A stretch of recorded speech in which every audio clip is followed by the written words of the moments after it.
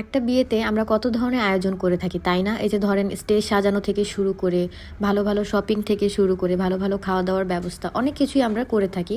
কিন্তু একটা দিকে আমরা সব সময় আটকে পড়ে যাই, সেটা হচ্ছে ব্রাইডের যে স্পেশাল দিনটা, সেই জায়গাতে এসেই আমাদের মনে হয় যে না, এটা হচ্ছে ওয়েস্ট অফ মানি। অথচ যে জায়গার মধ্যে ব্রাইডকেই সবাই ফোকাস করবে, ব্রাইডকেই সবাই দেখবে, সেই জায়গায় এসে আমরা একটু ভুলচুক করে ফেলি। যেমন ধরেন না, ব্রাইডের জুয়েলারিটা আমরা কিনে ফেলি একদম নর্মাল, বা হচ্ছে ওল্ড সিজনের যেসব চলে গেছে সেসব ধরনের জুয়েলারি কিনে থাকি, বা শাড়ি যেগুলো হচ্ছে নর্মালি আমরা 5-6 বছর আগে ব্রাইডদের পরিয়েছি, সেগুলোই কিন্তু দেখি এখনকার অনেক ব্রাইডরা নিয়ে আসে। অনেক জুয়েলারিও ঠিক তেমন আগেরগুলো নিয়ে আসে। শুধু যে একটা ভালো মেকওভার আপনার লুকটাকে চেঞ্জ করতে পারে এমন কিছু না, আপনার লুক চেঞ্জের পেছনে আপনার অর্নামেন্টস থেকে শুরু করে আউটফিট সবই কিন্তু ম্যাটার করে।